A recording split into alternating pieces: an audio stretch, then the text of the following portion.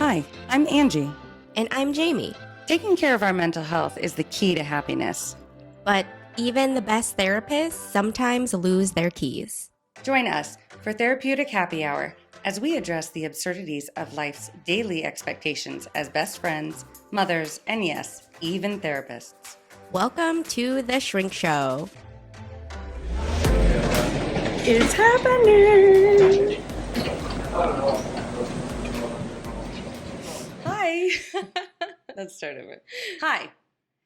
On today's episode, Jaime says she's going to Therapize you. Yep. She says she's going to therapize me. We're going to talk about a recent trip that I took recently to visit two of the three of my half brothers for the very first time in my life, and kind of all about that experience. So I have no idea what direction Jamie's planning on taking this. Neither do I. So how did this start? Because obviously, this is almost like a continuation of your story, but now like my very long story. Yeah, but now into grown-up version. So Grown-up version. Yeah. So walk us through. Okay, so my half brothers are Jason, Vincent, and Bobby. Jason, 5 years younger than me. I found out about him 7 years ago because he did Ancestry, the Ancestry DNA. Oh, yeah. And he had known that our dad was his dad, but he didn't necessarily know about us. He knew about me because my dad had mentioned something to his mom, but he didn't know about us, like the boys. Oh, the other children. Yeah. Got it. So Which one? Jason, the one who's 5 years younger. Okay. And then there is Vincent, Vincent and Bobby have the same mom and dad. Okay. And Vincent is 9 years younger. Bobby is 11 years younger. Okay. I found out about them when I was 15, when my dad died. Okay. And Bobby was 3 and Vincent was 5.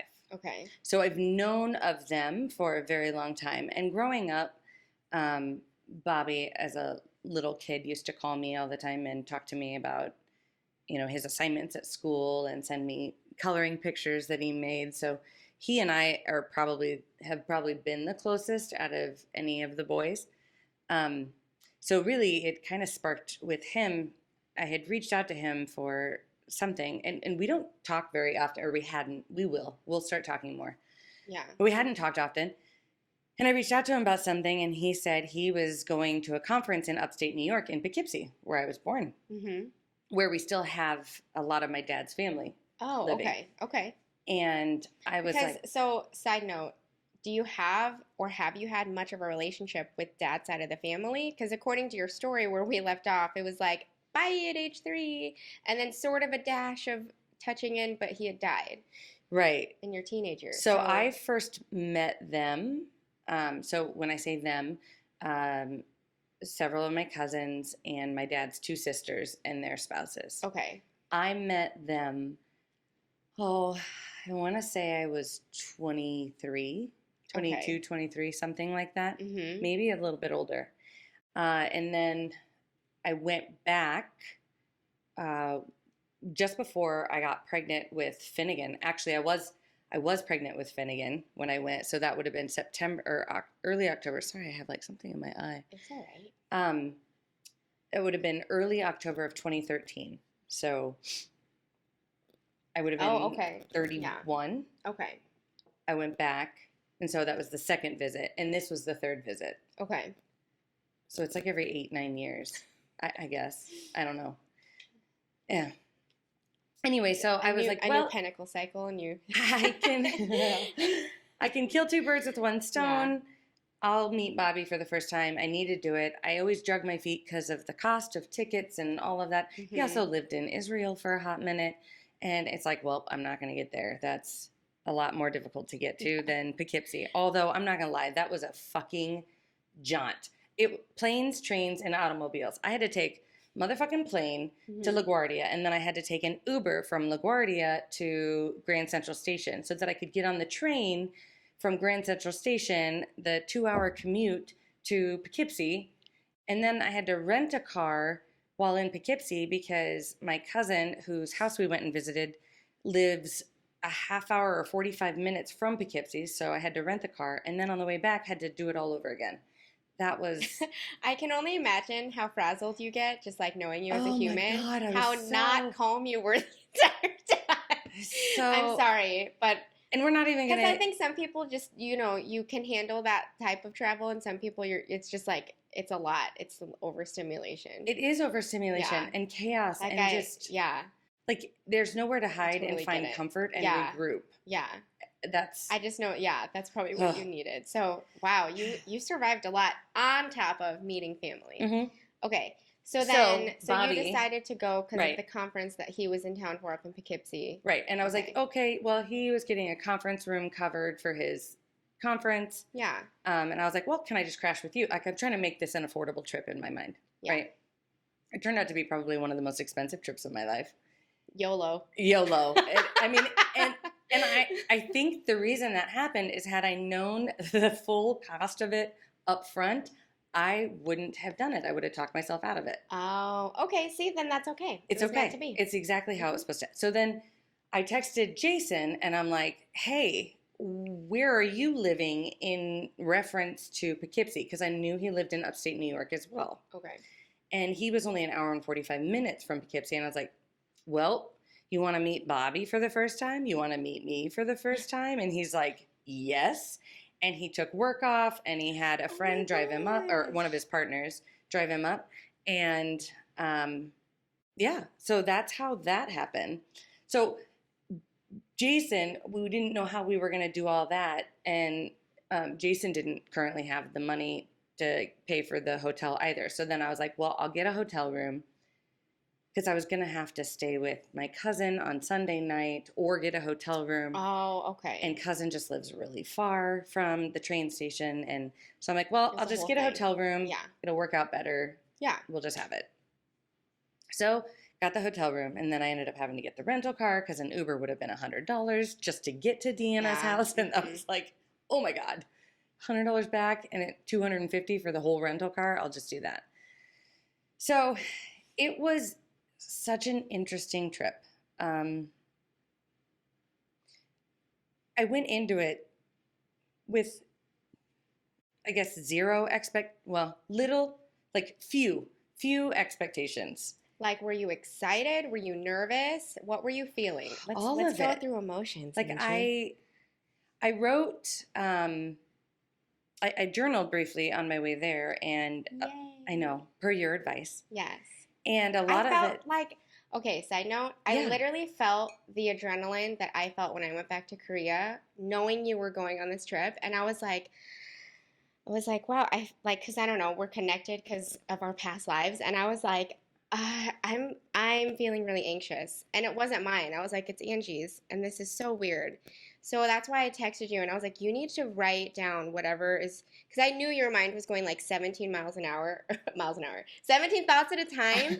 And you were just like imploding. And so I was like, the only downtime you'll have is the travel time. And you need to digest what you're experiencing because it felt overwhelming. And that was so healing. So especially on the way back. Yes. So on the way there, it was just more about like questions. Mm-hmm. It's also always stressful to leave your kids behind, and it's stressful to leave your husband with your kids because you don't want to overwhelm him. If you're me, I guess. Not everybody feels that way, which is great. Not me. Deuces. Right. But like I was trying to because handling all 4 kids is exhausting. And so trying to at least get the middle 2 gone for most of the weekend just so he wasn't quite as stressed, that worked out. So anyway, leaving, going, I wrote mostly questions. Like, I wonder what we have that's similar.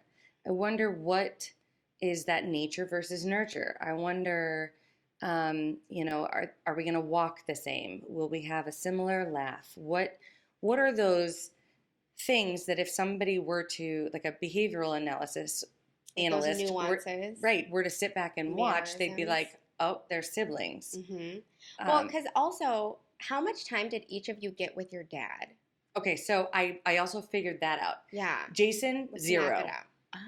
None. None. Me, 2.5. Okay. Bobby, 3 years and 9 And months. the other one was. And so I wrote about that too. And I'm like, literally none of us have a memory of our father. Fascinating. Right. But you were meeting up with people who did, because you were meeting up with his siblings, right? Yes. So my cousins and my aunts. That must have been fascinating to just all these different stories triangulating. And each trip, I've gained something new of my dad. Okay. This one was the most powerful and healing. Okay. It was what I needed. So night one, we're all kind of awkward. Like, yeah. So, yeah. Tell me about yourself. Like interviewing each other. Yeah. Hi, my name's Angee. Which is from Omaha. I don't know how many folks have experienced that, but it is an incredibly unique feeling to be met with the close, like I feel like one of the closest relationships you will ever have is with a sibling. Truthfully. Parents, yes, but your parents die usually long before your siblings do. Mm-hmm. And so your siblings, they see the rawest pieces of you. They have a shared history. Their genetics are similar. You have similar habits, similar, like Jason and I, we both sweat out of our head and we both sweat like a beast. Mm-hmm. Bobby doesn't sweat at all and can go outside in a fucking suit. And like it was like finding out those things like, oh, Jason and I sweat. Bobby, how are you? Are you a sweater? Like wanting to know. We ended up at one point, organically, we all figured out that the willow tree is our favorite tree. And so then we asked my Aunt Kelly, we're like, Aunt Kelly, this sounds like a weird question, but what was our dad's favorite tree?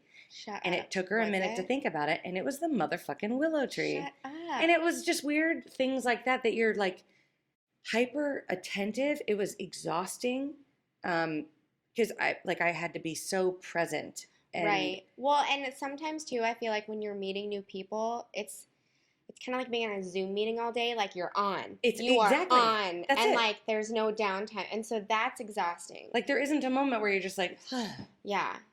But yet there were, because I think for me it was they're my brothers, so they're gonna have to just.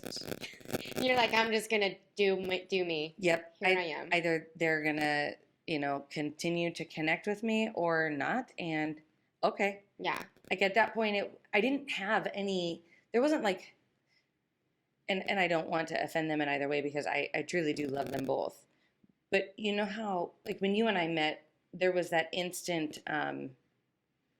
Like that old soul connection of we knew each other. Mm-hmm. I didn't necessarily feel that with either one of them, which was also interesting to me because I assumed that it would just happen.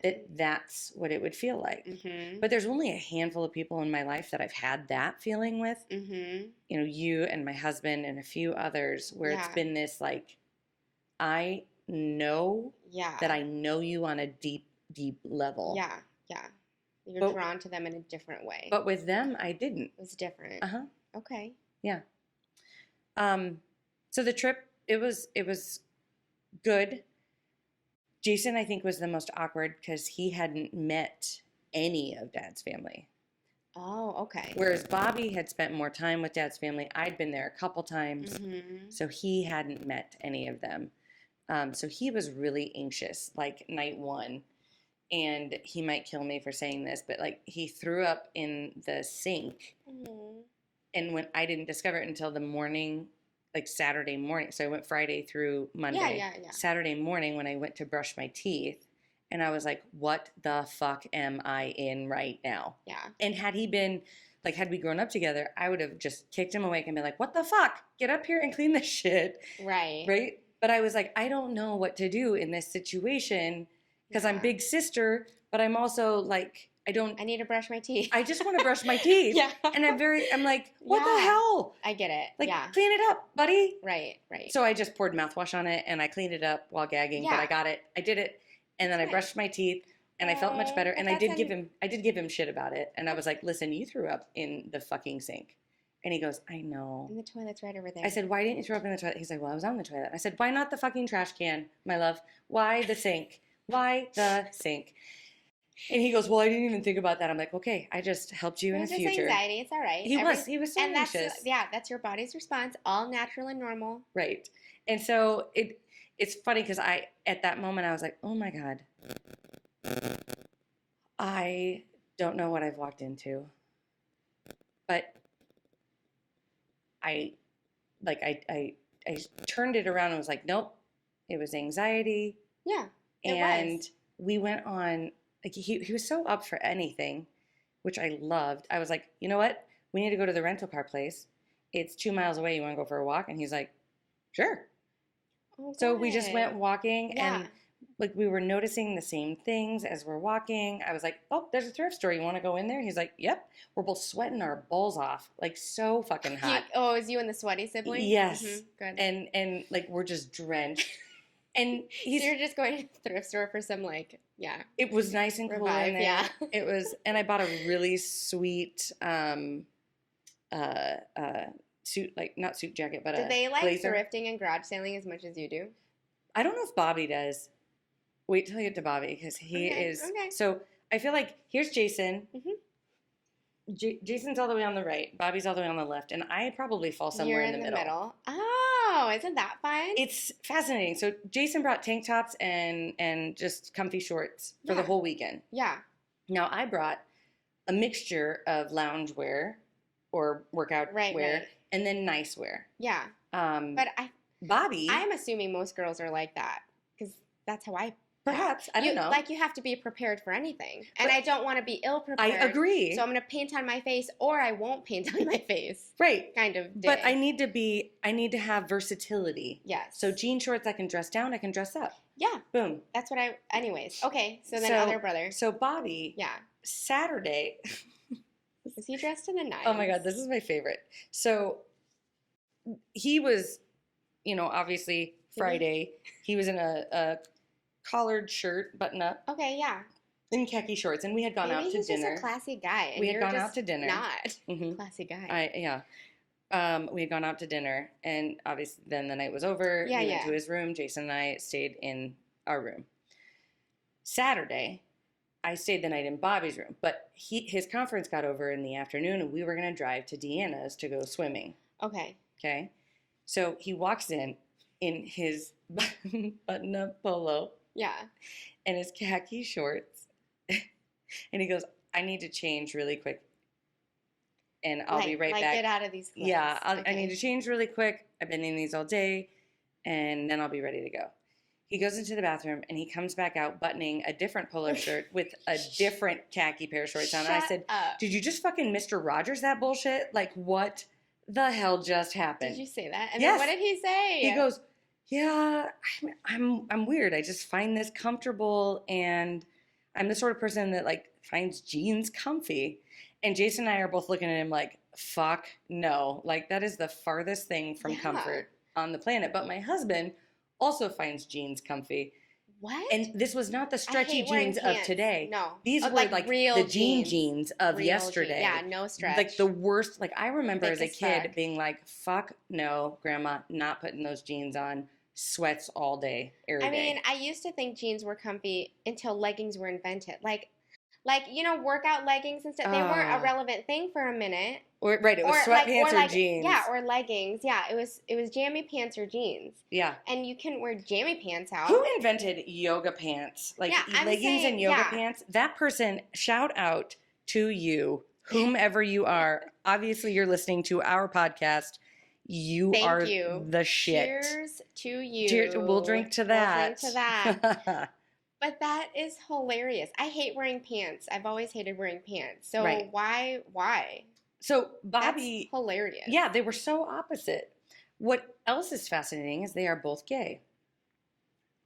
And so were you. And I said that. So, so my dad had 5 children. Okay. Including my brother who died. Okay. So he had Sean, who would have been the oldest of us, but he died. Mm-hmm. And then me. Yep. And then Jason. So me, who's bisexual. Sean, we don't know. Yeah.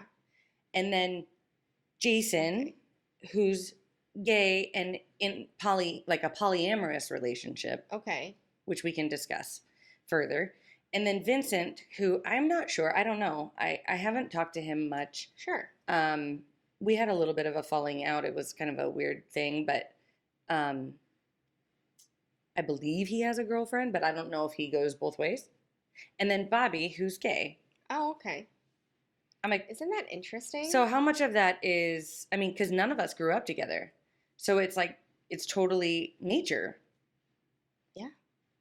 I would assume. I know, but I like to say that for the folks that are like, nope, it's totally nurture and you're teaching your kids to be you're gay. choosing. Yeah, I don't think I don't think I don't think I've met anyone who's chosen. No, they haven't. Because usually you just know. It's kind of like you know what your favorite color is. You know if you like jeans or if you don't like pants. Right. Or you know I know who I would like to make out with. One, like a friend of mine was just talking about pronouns because she had listened to our pronouns. Pronouns are hard. They are hard. Okay? But she had said, you know, the conversation that we had about how hard pronouns are, she's like, I don't even know how I would share that with kids. Like, how do I explain that? And I kind of talked to her about how I explain it, and it's just as simple as that's how they choose to identify. That's how they feel they are. Yeah. And I'll say to Finnegan, like, Finnegan, do you feel like a boy or a girl? And he'll say, well, like a boy. Like I'm, you know, like, right. How absurd that I asked that question. And I said, okay, now what if all those feelings were inside of Juno's body? Mm-hmm. Would you feel like a girl now? He's like, well, no, because I feel like a boy. Yeah. Well, exactly. Yeah. And that's it's as simple as explaining like that is how they feel. Well, and I don't know if it's right or wrong, but at least the way I try to explain it to my 4-year-old is it's kind of like a nickname. Like some people like nicknames and some people don't. Mm. Or like, you know, we've met people where they go by like their middle name instead of their first name and they'll correct you. Like or you'll just say like, hey, you can call me Angee. You don't need to call me Angelina. Like you'll just kind of segue that in there. And do you remember how Tess wasn't it Tess who always called me Angelina? I truly have no idea. Oh, in school social work, like there was one person that was like, I'm sorry, I will call you nothing but Angelina because you're hands down an Angelina and that's it. Oh my gosh. Yeah. I don't remember that at all. But I've met folks where they're like, call me Dan. And I'm like, insistent. I'm sorry, you're Daniel. Well, nobody calls me Daniel except my family. And I'm like, and me, because you're a Daniel. I'm not calling you a Dan. You're not a Dan. Yeah. So I get it. I mean, I think it's just that way. Even my brother, he only allows people to call him, like, everyone calls him Jeff. You call him Jeffy? Jeffrey. I call him Jeffy. I don't notice that that's weird, but I have also been allowed that because that is, you're not allowed to. Joel, my husband, has a brother named Jeff, and they call him Jeffy as well. Yeah, but are only certain people allowed to? And I guess that's besides the point. It's more like you have a preference of what you would like to be called, right? And some people care, like you're just like, whatever, you're going to call me Angelina. But some people are like, quit calling me that. And it's kind of like, if I go by this name, then call me this. And so I teach my kids, it's the same. If somebody says they want to go by they, by he, by she, just do it. Yeah. Because they just asked. What does it hurt? And you do what makes them feel good inside. Yeah. You can choose to do something that makes them feel bad inside, but do you want to be that kind of a person?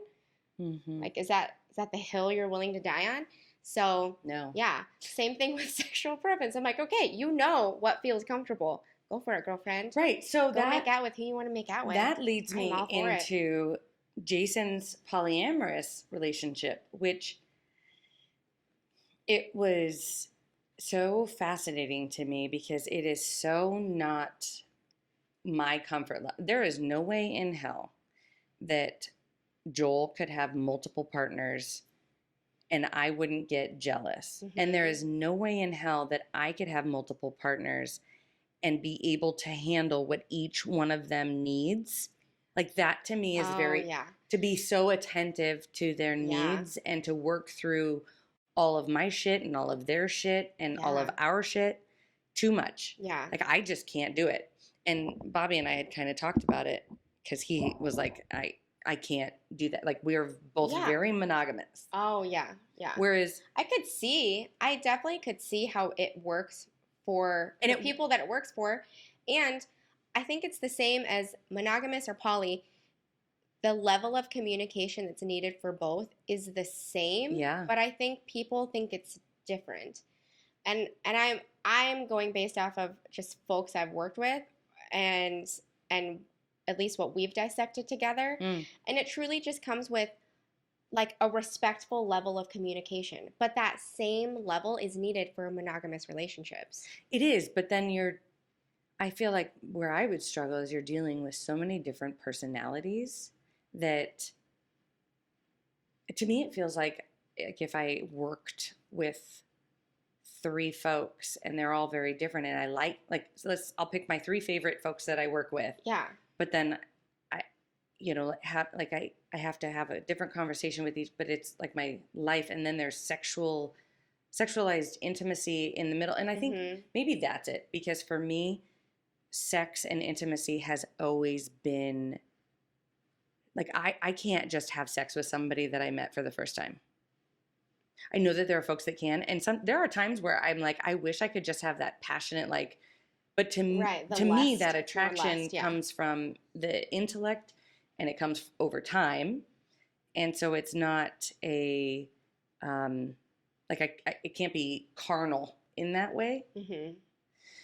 And I think I don't know where I'm going with that. Anyhow, his polyamorous relationship, I loved hearing about it because he didn't hold back and he was so open, which I very much valued because That's so valuable, because I hope he realizes it's like an educational moment. It is an educational moment. Like we've talked about in past episodes of sometimes people are asking because they truly want to learn and not out of like entitlement, you need to tell me this or I'm going to tell you how you're wrong. But no, I'm curious. Help me. And he wasn't bothered by me saying like, I could never do that. I can see how folks can. Mm-hmm. It doesn't make sense to me, but I can respect that it does for you, because I know that there's things I do that don't make sense. Yeah, that don't make sense. And he had at one point talked about wanting to have because he has 3 partners currently, and he had talked about wanting to have he and his 3 partners come to Omaha and visit my family. And he offered me such a big gift in this moment, and he doesn't even realize, and if he listens to this podcast, here's the gift you left, Jason. Here's the gift you gave Angee. Everybody, lean in. Lean in. No, the gift he gave was, I instantly thought, how am I going to explain that to my children? And then I realized, oh my God, I'll explain it just like I explain anything else. He chooses to love 3 guys. Yeah. And that's okay. Yeah. And it's like I was playing the game of life. And it's okay because they all are okay with it. Right. And that's all right. They all are choosing this. And that's like I was playing the game of life with Beckett and Juno the other day. And you know when it gets to the marriage, did I say this already? No. Oh. But it's making me laugh because whenever I play the game of life, I always end up with 2 vans worth of children. Oh, that doesn't surprise me. And then it makes me laugh because I'm like, yeah, I love minivans. Like, they're so practical. And look at all of my 14 children just scooting along the game of life. I'm sorry. Can we buy, like, are there, do you know what I'm saying? Are there life cars that A, the pegs stay in there better, and B, answer no. Yeah, and B, that are like extra large minivan for like your love extra having big the 2 family. vans. I think it's funny when I will always land on, I'm like, I just got triplets, sweet, and like I got more twins, and I think it's so funny because I love having 2 cars. I'm like moving my 2 cars. I did because I'll move each parent to a car, and I'm like, each parent's driving there. Oh my God, it's there's like a storyline. There's a plot. There's a plot. Each child has a personality. I gotta go to the bathroom, Daddy. Not now, damn it. So I'm playing the game of life, and every time I get to the marriage thing, I've trained my kids to ask, because like Beckett started putting a girl in there or a boy in there in mine on my married thing, and I said, I'm sorry, did you ask me who I do not consent like to marry? He goes, oh, I just assumed. I said, we never assume. I would like to marry a girl. And he put the girl in there. And Juno, my And 6-year-old. then you tell a whole backstory. Her name is Stacy. She is wonderful. She is so good. You should meet her mom. She's got it going on. Do you see what we did there? But God, we're funny. we're so good. So Juno, my 6-year-old, she looks at it for a hot minute and she's like, I'm dying. Mom, why? Well, why did you marry Daddy if you wanted to marry a girl? And I was like, well, sweetheart, I was open to marrying whomever I fell in love with. Mm-hmm. I just happened to fall in love with your dad. But if I have a second go around, I'm going to marry a woman here. So I get to choose in this moment. Yeah. She's like, oh, okay. Like, question answered. And so then when she got to it, she's like, I'm going to marry a girl. I was like, That's so funny. bomb diggity. Get it, girl. So. Is it Stacy's mom? Yes. That's who she married? Yeah, Okay. she married I Stacy's thought so. mom. Yeah, because she heard that. Anyway. Too much? Too much. So when he said that about coming, I thought, oh, how am I going to explain that to my children? Yeah. And then I realized I will explain it exactly how I explain anything. And what a gift, not only for me to check myself, Yeah. but also what a gift that will be for my children to learn another aspect of life that they are not currently exposed to. Right. Like an opportunity for them at a young, innocent age to ask questions. And knowing my brother, he is so just authentic and honest and willing to share that stuff openly, which I think is huge. Amazing. I Yeah. know. So that was the gift, Jason. Thank you so much. What was it like talking to, like, the siblings? Like, was it just aunts, uncles? Like, what was it like talking to the older folks who weren't your siblings about family or dad, anything like that? So my dad had 2 sisters. Okay. Kelly, who was I think she was a year younger, and Debbie, who I believe was 6 years older than him. Okay. When my dad was 11 or 12, his mom died. Okay. So he and Kelly were super close. And Debbie was more of like a parent. So she Okay. wasn't close to them in that same regard. Okay. Fascinating flashback to the willow tree. When I Googled it, the willow tree is symbolic. It's like wisdom. It's symbolic of grief and learning how to navigate difficult situations, because the willow tree can bend and move with grace in huge hurricane storms, tornadoes, whatever kind of storm, Yeah. and won't break. And my dad had grief from the loss of his mom and the loss of a son and the loss of me. I've had plenty of grief. Mm-hmm. Jason never even knew Dad, didn't Mhm. even find out about him, and then did lose his dad who raised him. Bobby Wow. obviously lost Dad at a young age, and there's just like so much loss so in this family. much. So Fascinating. I know. So you're drawn to the tree that represents all of you. That's Right. so fascinating. Isn't that cool? But it's still crazy, like, even if you didn't know the symbolism and if you don't believe in that, you were all naturally drawn to that object. Yes. That is fascinating. It is fascinating. And then I started thinking, oh my God, is the willow tree everyone's favorite tree? And we're just like trying to make a connection, like, yep, I like pizza too. You know what I mean? I know. Because everybody likes pizza. Well, not everybody, but I think most people like pizza, right? Wouldn't it? Don't they? What is the stats on that? I would like to know. And you know what, Jamie, can you put that in the show notes? The stats. Whoever can answer on- that question gets a high five from us, because we don't have prizes yet. Maybe, somebody suggested that we put like a shelf back here Of with all of our mugs? of the mugs, and those can be the potential prizes. Well, we also wanted to sell this shit, so you guys, I know, but you can buy we it? sell Well, the no, mugs that we didn't create? No, but we could sell the mugs we create that we're going to create soon. Yep. Which Well, and is it real was good. it was so interesting too, because obviously that connection with Jason that I talked about, that happened over time. Mm-hmm. Even though that connection that I was talking about, like you and I had, of that instant knowing. Yeah. I've always been drawn to Bobby. Between Bobby and Vincent, Bobby and I always connected. It happened with ease. He's a Mm-hmm. Pisces. I'm a Scorpio. Oh, did they click? They're both water signs. Oh. And we just always connected. And so I've always had this soft spot in my heart for him. Mm-hmm. And I've always just truly loved everything about him. Like I really care about him and I want Yeah. him to be successful. And so it was really fun to see that relationship unfold and us sharing those memories, even though they were few, like some that he didn't even remember of. He used to call me, and I don't remember, like middle school or something, and he was so excited to talk to me about his windmill project that he was working on, because it was a Midwestern thing, and I was from the Midwest, and so That was like, yeah. it was the your connection. thing, yeah. And so it was fun to talk about that. But the most amazing moment was we went to Aunt Kelly's on Sunday, and this was just before Bobby was leaving. Mm-hmm. Because Aunt Kelly had videos of my dad. She had brought them on Saturday, but they were like old school on a DVD, and nothing could play them successfully. Oh, okay.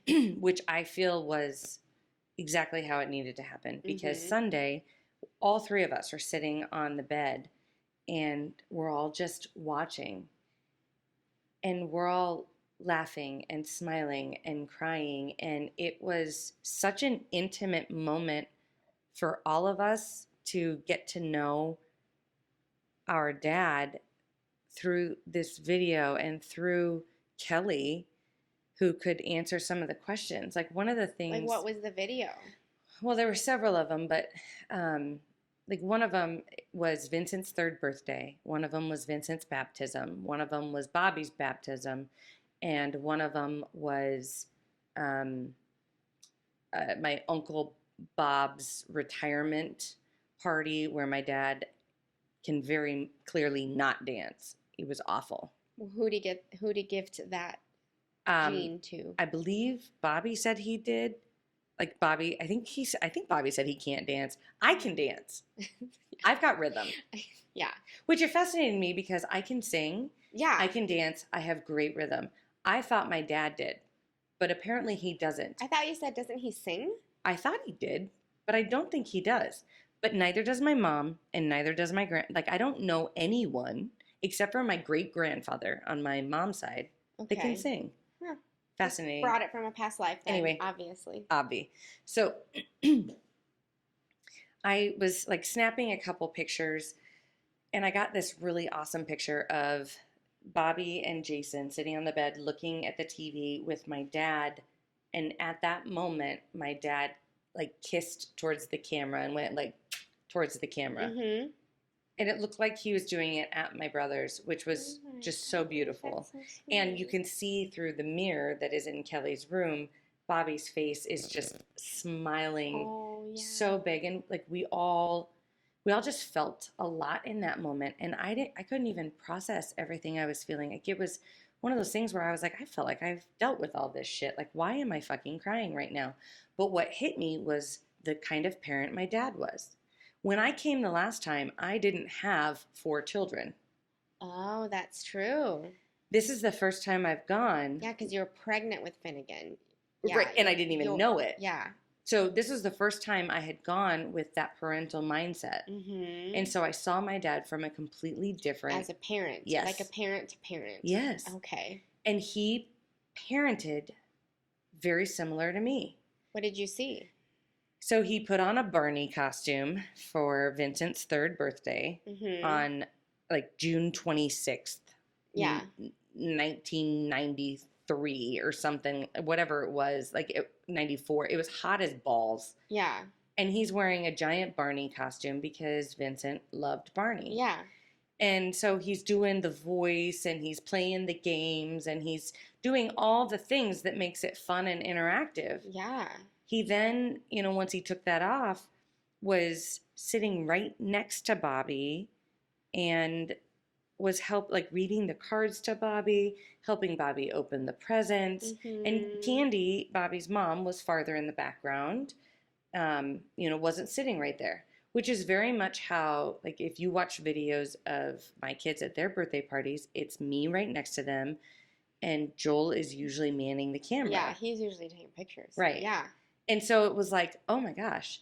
And then even with the baptism, the entire baptism, you know, Candy was looking down at the pamphlet and being attentive to the service. Yeah. Whereas my dad was the one holding Vincent and comforting him and kissing him and wiping his forehead after he had his baptism. And, you know, all of, like, he was the one that was nurturing to him in that moment. And I thought, wow, I get my parenting from him. So then it turned into this, I bet it was really hard when he lost me. And I said this to Kelly because I had started crying. And she said that he was devastated. Like, he went low, real low for a long time. And it took him a while to kind of get back, right? Wow, yeah. I also, on this trip, I had thought that my dad didn't know about Jason, but I was mixing that up. So Jason reminded me that his mom had told my dad, but she was already in a new relationship. And so my dad said, no, I don't think he's mine. Oh, okay. And that new relationship is the one who raised Jason. Got it. That's what happened. Right. So I've learned all of this. And this was Sunday, right? So then I felt so raw. I felt exposed and vulnerable and raw, and I couldn't even make sense of everything I was feeling. Jason and I then drove up to Deanna's again because I wanted to see her before we left. She's my dad's oldest sister has 3 children, Christy, Deanna, Robbie. Deanna's the middle one. Deanna and I are extremely similar, so she and I connect very, very much. Yeah.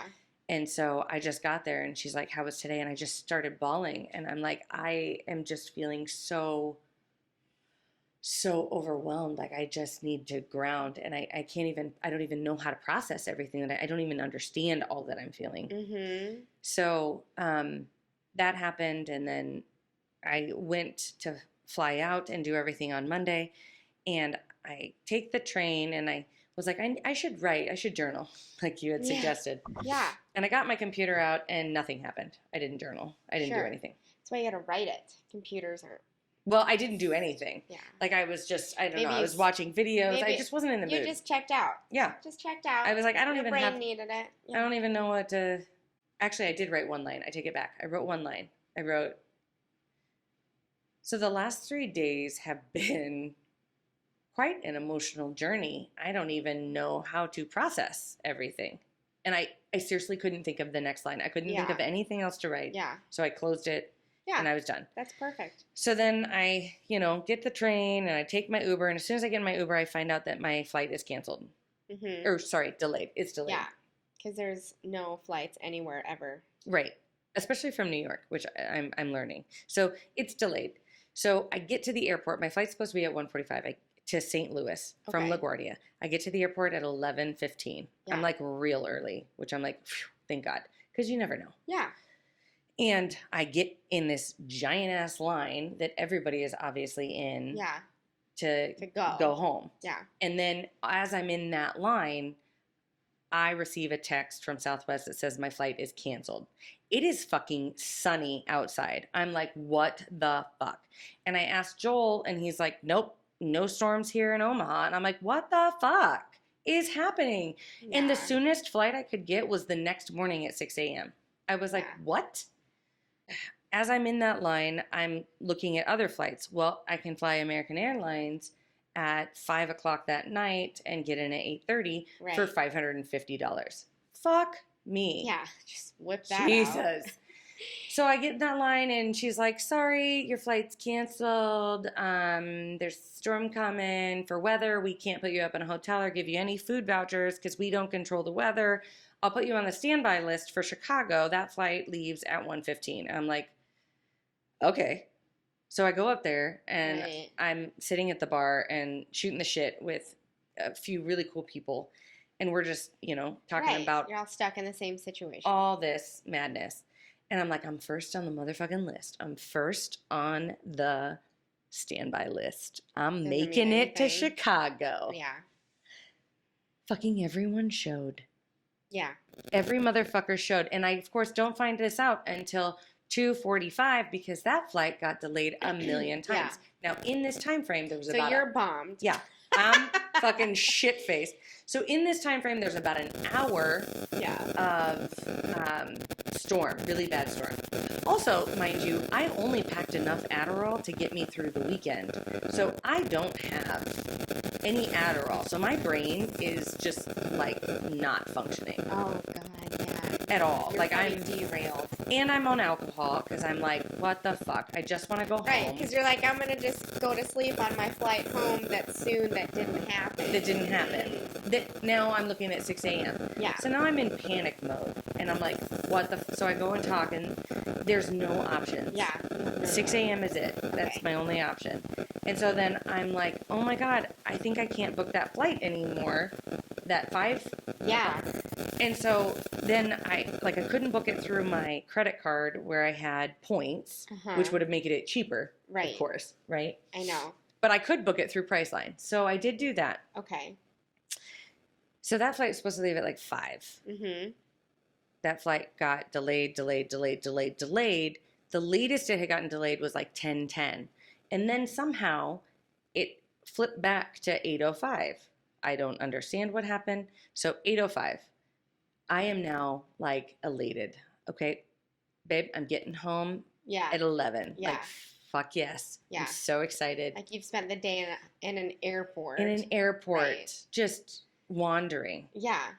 And I get on this flight, and we're sitting there for 45 minutes. It's never a good sign.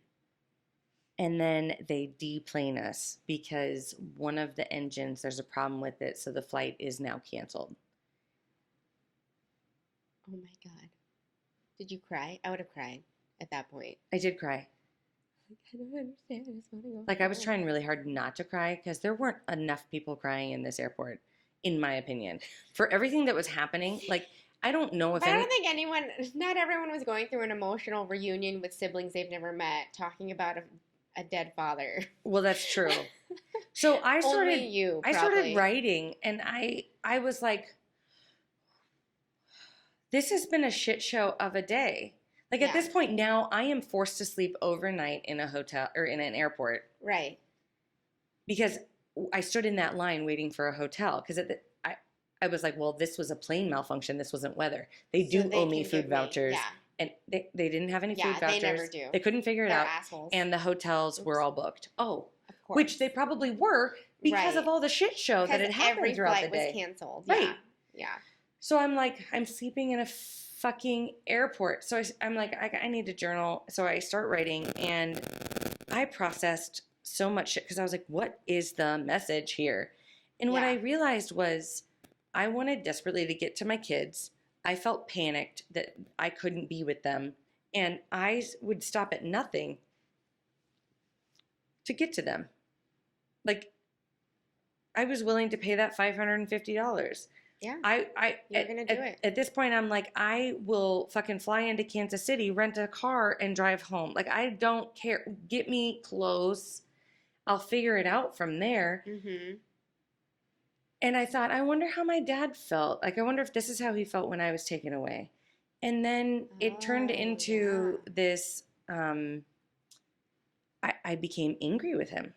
And I became angry because I was like, what the fuck? Like, I know you were young, but why did you not ever reach out? Mm-hmm. He was young, but it sounds like he had that parental instinct that you currently own. Right. Yeah. So then so he must have felt like such a piece of shit. And I did learn this on the weekend, or like over that weekend. Yeah. Of, like, I think my dad had a really low self-esteem. And after his mom died, because his mom was the nurturer, his dad was not. And his dad worked constantly to take care of 3 children. Sure.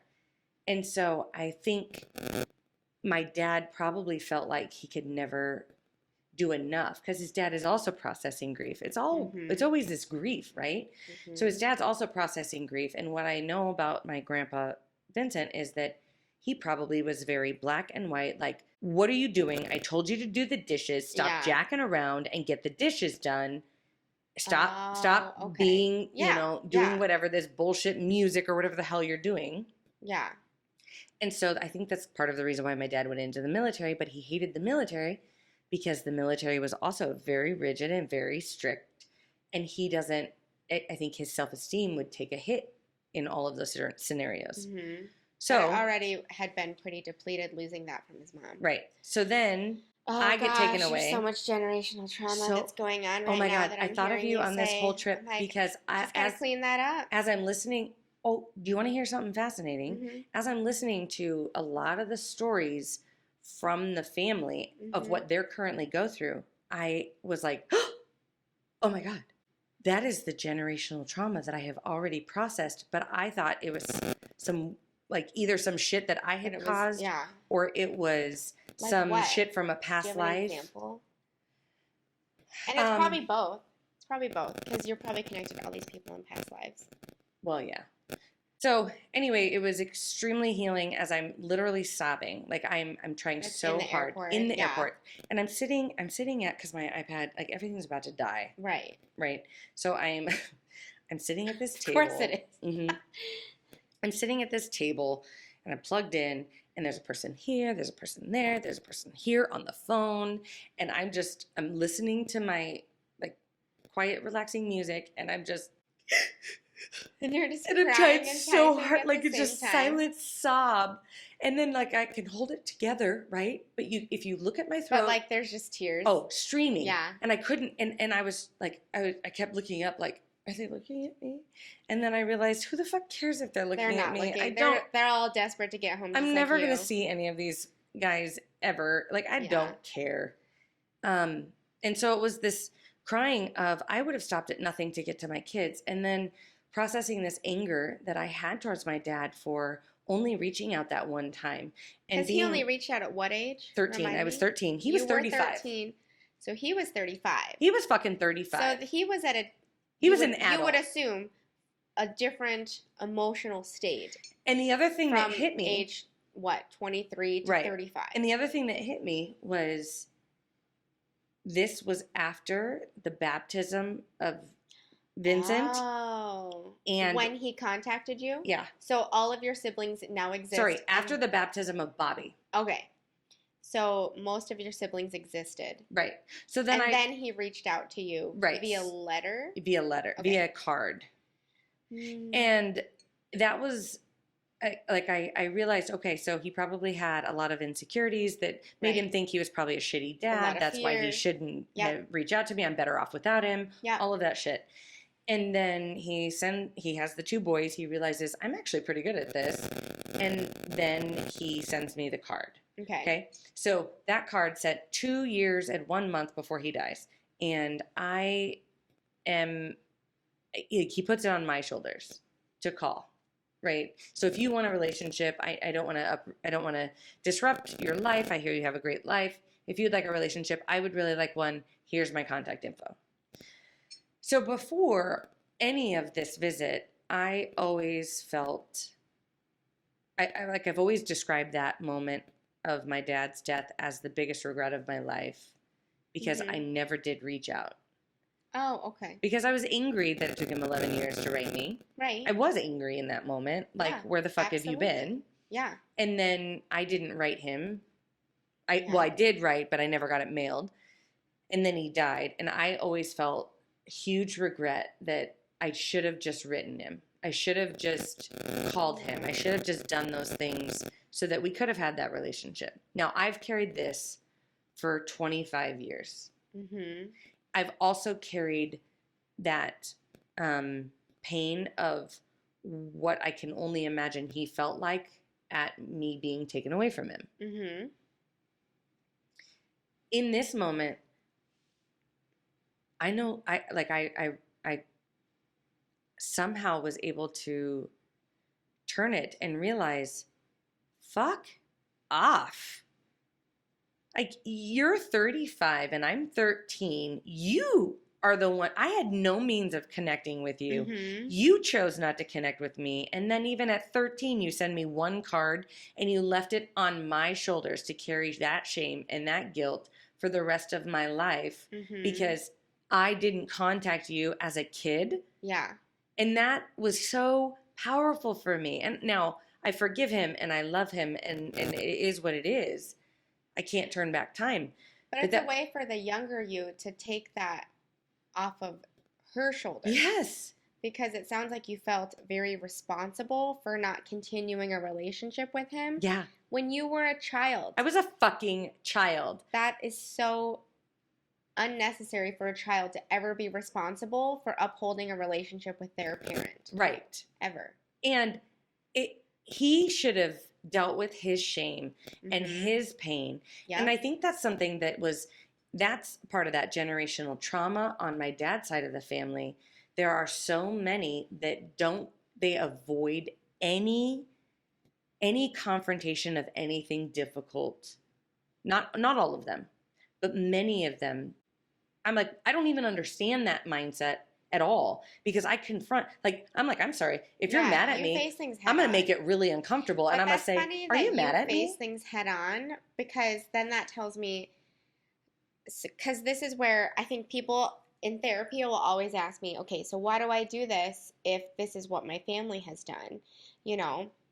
And I always say, yes, some of it is taught to us, but some of it is our personality. It is. And it sounds like your personality, just knowing you too, you're very much like, you have a problem with me? Let's talk about it. Right. Like, let's just get in front of it and not like just keep being passive aggressive. And not in a bitchy way, but like, hey, you're like, well, hey, sometimes in a bitchy way. But I mean, I think you try to do it in a way where the other person hears you. Sometimes people only hear you if you're a bitch. And some people only hear you if you come at them with my high-pitched voice. Like, there's something going on that I've noticed. Let's talk about it. I mean, it's fine if you don't want to, but we should.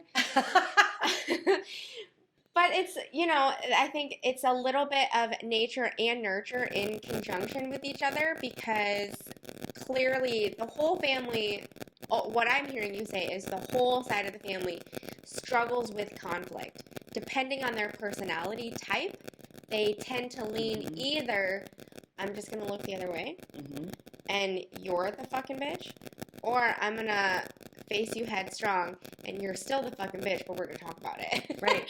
But either way, it's like, well, that it's not like one's right or wrong. It's you're dealing with all these different levels of how far have they come in their own journey, introspective journey. Well, and I connect, my personality fits more within my dad's side of the family than my grandma's. Okay. And their weaknesses, like their, maybe that tendency towards substances is my weakness. Yeah. Or their tendency towards, falling into the chaos is also my tendency. Yeah. Like there's so many similarities that I wonder, had I been raised there, would I be who I am today? And I don't think I would. Yeah. Because you were raised by someone who is so naturally different than you. Right. And challenged me.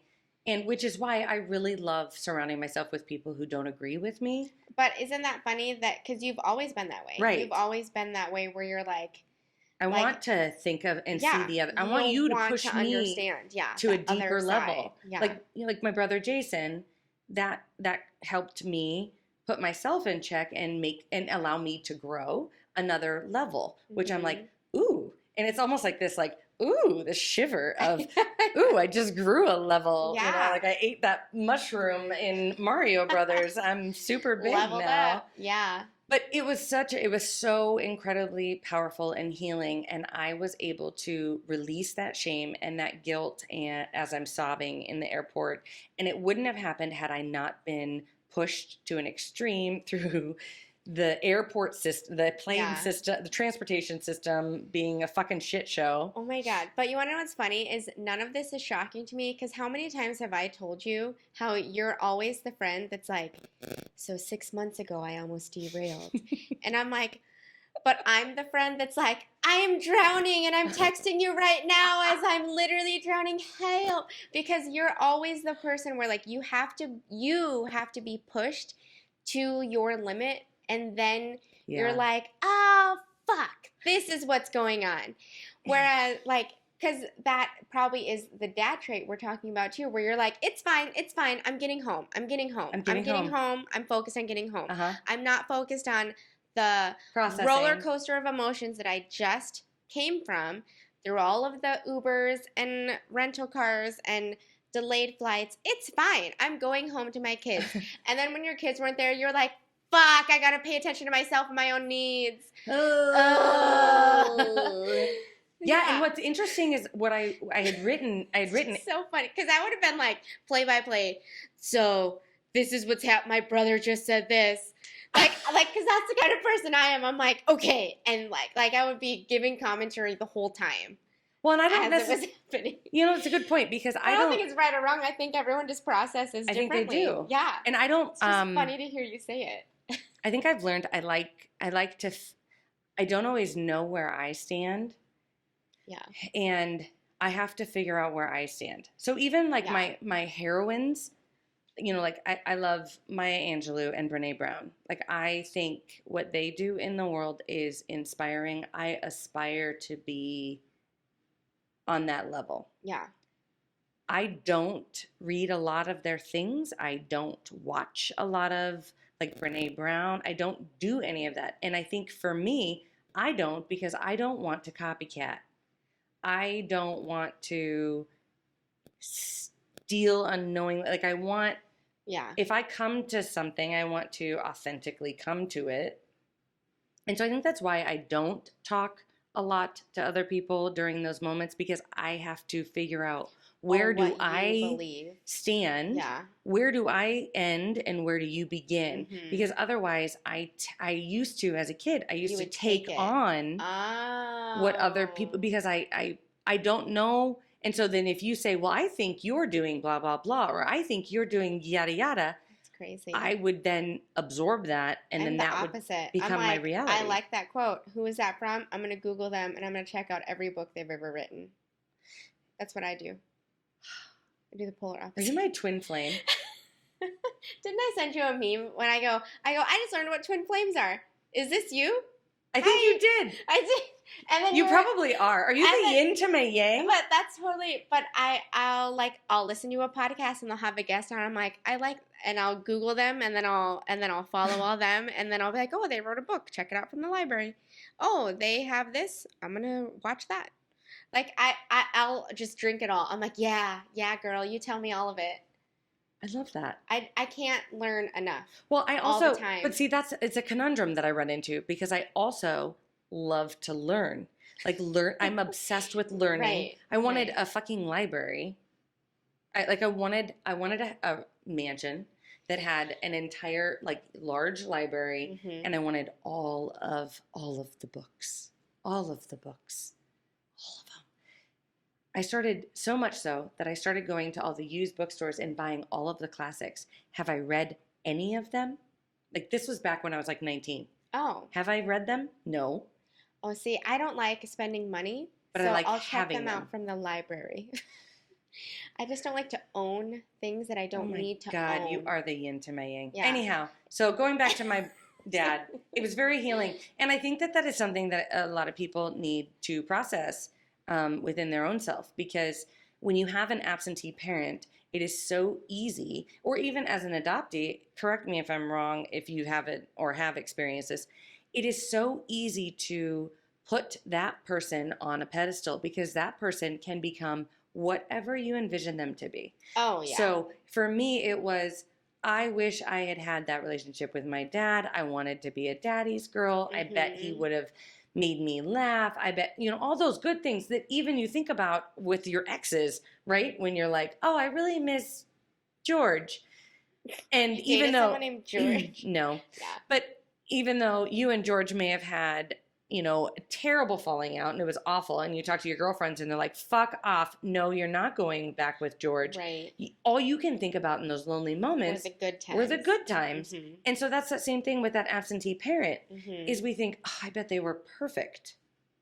Yeah. Because why would I give that parent faults that I'm not familiar with? Why would I be like, but I bet he farts in his sleep.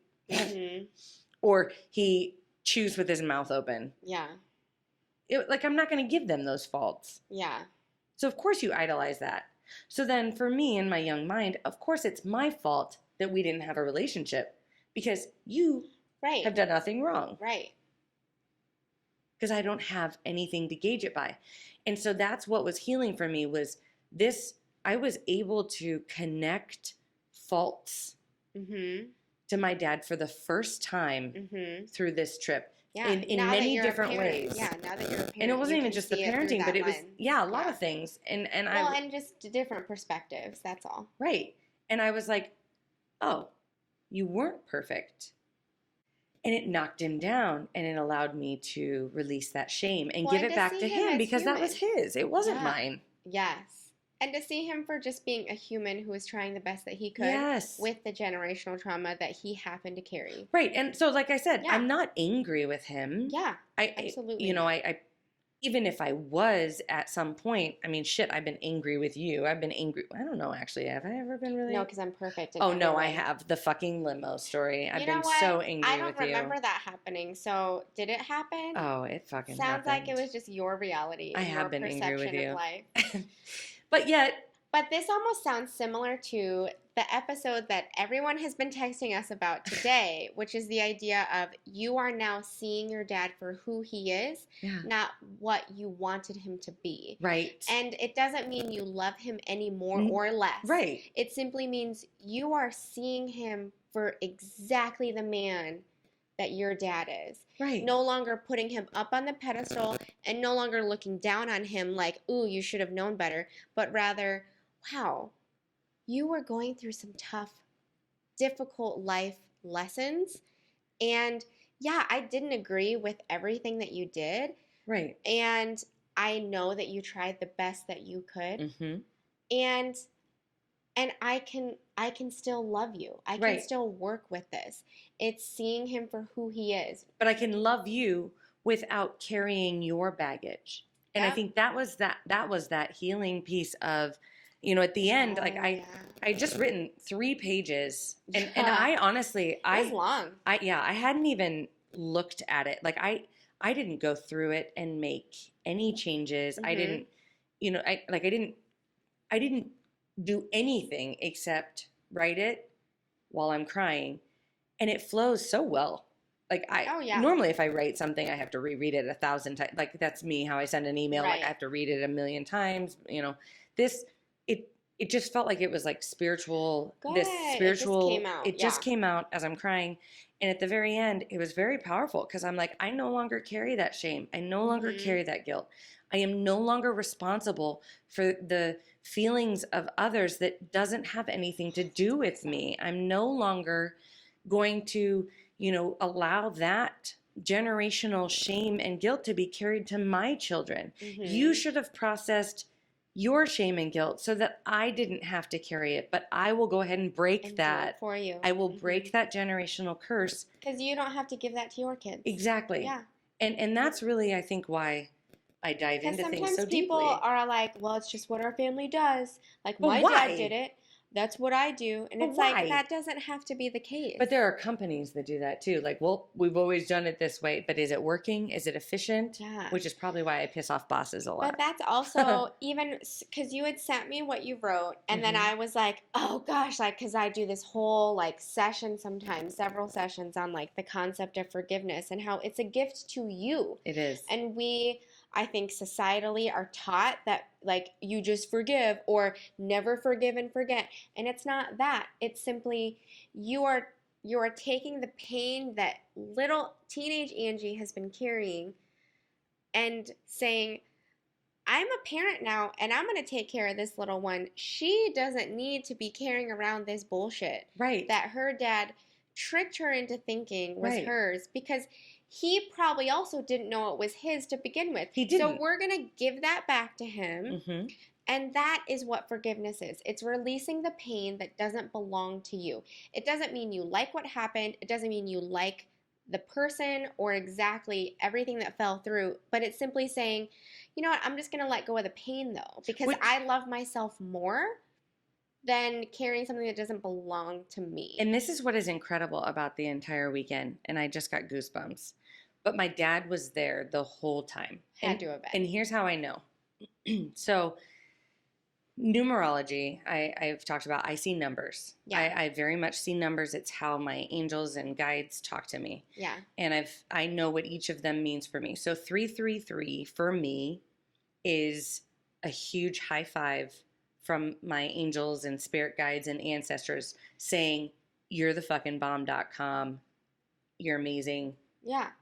Like it's like it's my fucking shining dragon. It's Yeah. my you're the best. Like just you're awesome. Yeah. You know, that feel good feeling that you need. Yeah. Okay. So every now and again, if I'm down, it's interesting. I'll see 333. Okay. Saw it all All fucking weekend. Like insane. It was the rental car. The average miles per gallon was 33.3, and it was that the entire time I had that rental car. Mm-hmm. I saw it a gazillion times on my way there. I saw it a gazillion times on my way home. I brought it up to Jason and Bobby, and I'm like, well, my angels are giving me a high five. And then at one point, when watching the videos of my dad, Yeah. he had done something, and it for whatever reason, it brought up that, oh, huh, I like that he did that. And then I saw 333, and I thought, oh my God, is it my dad that's saying, Yeah. you're fucking awesome, Ange. I'm Yeah. here with you.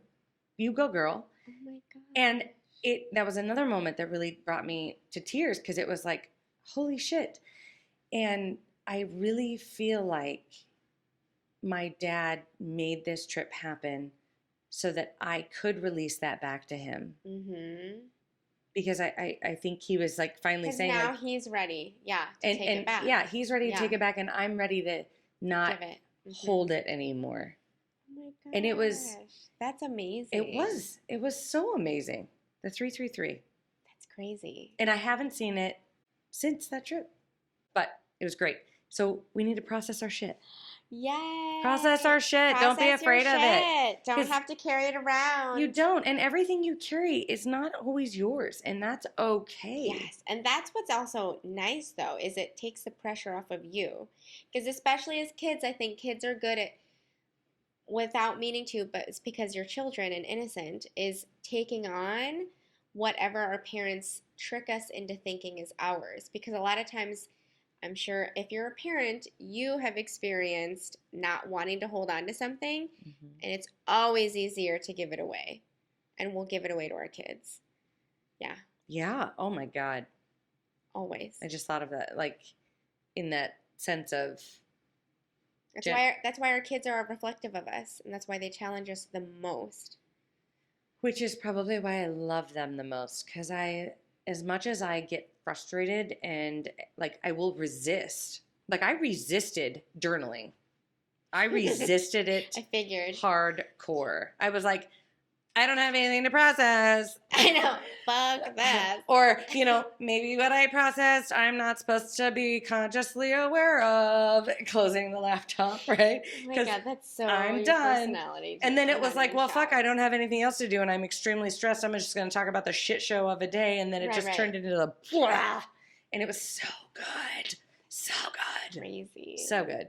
Anyway, thank you for telling me to journal. Yeah, And I'm so glad you went. I am too. It was such a blessing. That sounds amazing. Both of them are incredible. My family is incredible. They all have so many beautiful qualities. I wish that they lived closer so that I could spend more time with them because I enjoy all of them At least so with much. social media, you guys probably have more of a connection to stay in touch because you physically met and have that. Yeah, it does make a big difference. It'll be easier now. Yeah, very much so. So, and Jason bought one of Juno's paintings. Yay! From Juno's world. Yay! So that was fun too. I was like, so oh, sweet. your Uncle Jason bought this. Oh my gosh. I love that. Yeah. So it's sweet. I like it. I would like to go ahead and just talk about the non-created mug that I made or that I'm using. That you made from the store. That I made from the store that I purchased. It is Dolly Parton wearing a blue cowgirl shirt, a white cowgirl hat, or cowboy hat, I suppose, with a beautiful rainbow, which can be symbolic of my time with my brothers. Yay! Yeah, what is yours? Wow, that's interesting. Mine is a cat wearing It looks to be a button-up with a tie and a sweater over it, and some pink shaded glasses, and it does look like some lipstick. Looking real fly. Real good. fly for a cat guy. Also, I love cats. You do love cats. So. And he dresses like Bobby. I know, I was thinking that. I was like, it is dressed like Bobby. And Bobby has listened to our podcast. Yay. And he likes it. I know, we can see the states, and so far we've got like some Midwest states and then in New York, and I'm like, yeah! Thank you, brother Bobby. I figured, I'm like, that's not my sibling. Pays to have brothers on the East New Coast. York. Yeah, Right. and I literally talked to a gazillion folks, just so we're clear, about it. Like when, the people Like in the airport? Oh, the people I shot the shit with when I was drinking, I was like, hey, BT Dubs, have a podcast. You should listen to it. It's really good. Like, I'm like, oh, you're a stay-at-home mom? That sounds hard. Listen to my podcast. Yay! Shout out to everyone who Angee solicited our podcast to. Also, shout out to every stay-at-home mom. Your job is the real High fucking, fives. like, you're the real hero here. We are proud of you. So proud of you. I couldn't do it. I could. Mm. I feel like I would be better if I just had one or the other, but I'm kind of 50-50 and it's a little lot. Yeah, I don't think I could do it. I couldn't. Anyhow, thank you for watching. Thank you. Or Bye. listening. Or, Bye. yeah. Bye. We did it. Bye. If you think we're cool, Or even if you don't, please like or subscribe so you'll stay up to date on all things The Shrink Show. feel free to follow us on Instagram, Twitter, or Facebook at The Shrink Show. You can also visit our website at theshrinkshowpodcast.com to check out some of our merch, submit your episode topic requests, tell us a funny story, or even donate money or gin to the cause. Thank you for choosing to spend a portion of your life with us. And remember, don't take yourself too seriously. Life is all a giant shrink show. Side effects of listening to this podcast may include side aches or snorting from laughter, impromptu jazz hands, nodding in agreement even though you might be listening alone, an occasional "you said it, girl," and mild cases of existential dread. This podcast is strictly for entertainment and informative purposes only, and is not intended or implied to diagnose, treat, or otherwise substitute for professional mental health, medical, legal, or other advice. Thank you.